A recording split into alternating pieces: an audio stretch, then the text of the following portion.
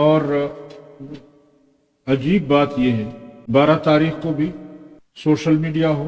Electronic media ہو سب کے سب خاموش تھے، لیکن 13 تاریخ کو مولانا صاحب کے ایک جملے کو، وہ بھی آدھا جملہ، اس کو بنیاد بنا کر ایک طوفان بدتمیزی برپا کیا گیا، اور یہاں تک کہا گیا مولانا صاحب جو ہیں وہ اپنے ان الفاظ پر معافی مانگے۔ حیران ہوں اگر ان اداروں میں جرت ہے پوری تقریر نشر کر کے دکھائیں۔ مولانا صاحب کے پورے جملے کو کاٹ کر، سیاق و سباق کو چھوڑ کر اس کو جس طرح مورد الزام ٹھہرایا گیا، لیکن آج جمعیت علماء اسلام کے سوشل میڈیا کے ورکروں کا شکریہ ادا کرتا ہوں کہ جنہوں نے سوشل میڈیا پر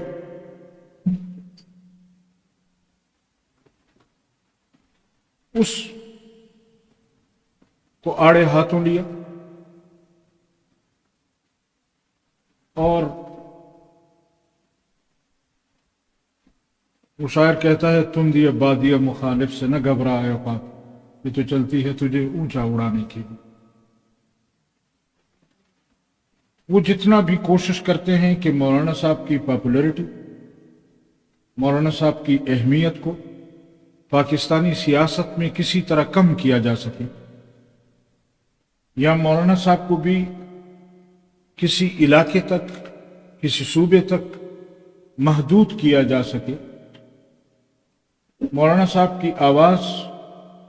وہ قوم اور ملت کی آواز نہ بن سکے، لیکن الحمدللہ ثم الحمدللہ آج مولانا صاحب مخالفین کے حوصلوں پر، مخالفین کے دلوں پر ایسے حاوی ہو چکے ہیں کہ مولانا صاحب کو کہ سمجھ نہیں آ رہی ان کو کہ ہم کس طرح اس شخص کو لوگوں کے دلوں سے نکال سکیں۔ جمعیت علماء اسلام صوبہ خیبر پختونخوا اپنی مرکزی جماعت کے مرکزی امیر صاحب کے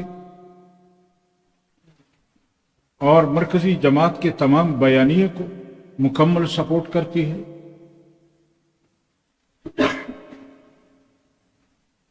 اور جس طرح مرکزی جماعت کے حکم پر آپ حضرات کے علم میں ہے کہ 4 میں جمعیت علماء اسلام نے حضرت مولانا شیخ ادریس صاحب رحمہ اللہ کے نام سے منعقدہ کانفرنس کو ساتھیوں نے کامیاب کیا۔ اس حوالے سے میں یہ گزارش کرنا چاہوں گا کہ جمعیت علماء اسلام نے اس ملک کے لیے، اس قوم کے لیے جتنے علماء کی قربانیاں دی ہیں، شاید ہی کوئی جماعت ہو، پولیٹیکل جماعت ہو، کہ وہ اتنی قربانیاں دے سکے۔ حضرت مولانا شیخ حسن جان صاحب رحمہ اللہ،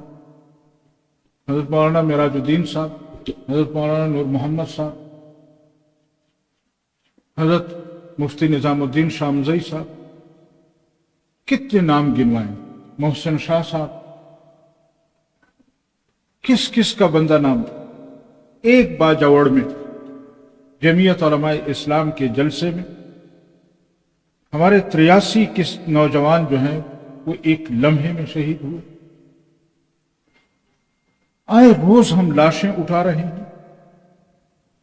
لیکن اس کے باوجود ہمارے مرکزی امیر اور مرکزی جماعت کا بیانیہ وہ جذباتیت کا شکار نہیں ہوا، انہوں نے جذبات سے کام نہیں لیا۔ اس کے باوجود ہم مملکت کے ساتھ، ہم ریاست کے ساتھ، ہم جمہوریت کے ساتھ کھڑے رہے ہیں،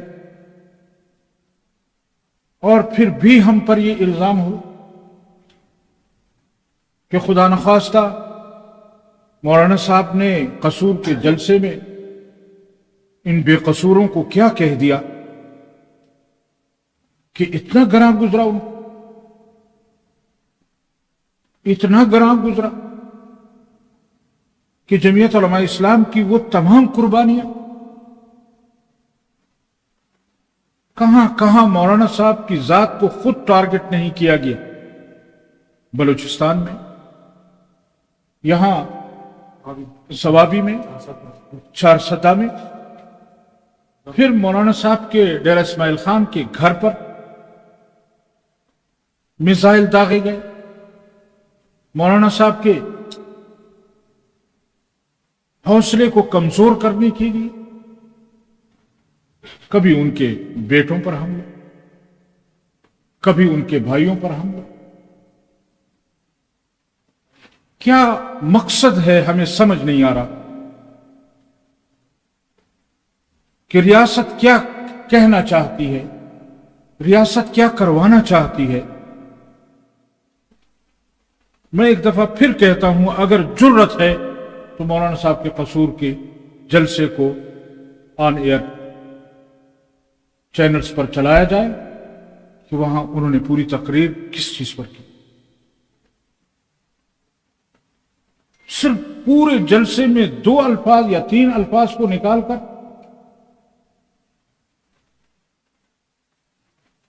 وہ ہمارے ہاں ایک لطیفہ سا مشہور ہے کہ کسی نے دوسرے سے نام پوچھا کہ آپ کا نام کیا ہے، اس نے کہا خدا، اس نے تھپڑ مارا. تو اس نے کہا بھئی نام تو پورا لینے تو میرا نام خدا داد ہے. اب جب آپ اس طرح کے کام کریں گے کہ پورا جملہ دنیا کو، لوگوں کو، عوام کو نہیں سنائیں گے اور اپنے مقصد کو پورا کرنے کے لیے، اور پھر جمعیت علماء اسلام نے کہاں پر آپ کا ساتھ نہیں دیا. آپ انڈیا کے خلاف لڑے. سب سے پہلے جمعیت علماء اسلام نے اپنی لڑائی کو بھول کر، اپنی بیانی کو چھوڑ کر آپ کی حمایت کی. جمعیت علماء اسلام نے ملک بھر کے علماء کرام کو جمع کر کے یہاں پاکستان میں دہشت گردی کے خلاف فتویٰ دلوایا. جمعیت علماء اسلام آپ کے سامنے ڈھال بنی رہی. جمعیت علماء اسلام کے ان قربانیوں کو پس پش ڈال کر آپ بین الاقوامی قوتوں کے اشاروں پر اگر جمعیت علماء اسلام کے راستے کو روکیں گے تو پھر یاد رکھو کہ ہم یہ سمجھیں گے کہ ملک کی ترقی میں اصل رکاوٹ آپ، ملک کی حفاظت میں اصل رکاوٹ آپ.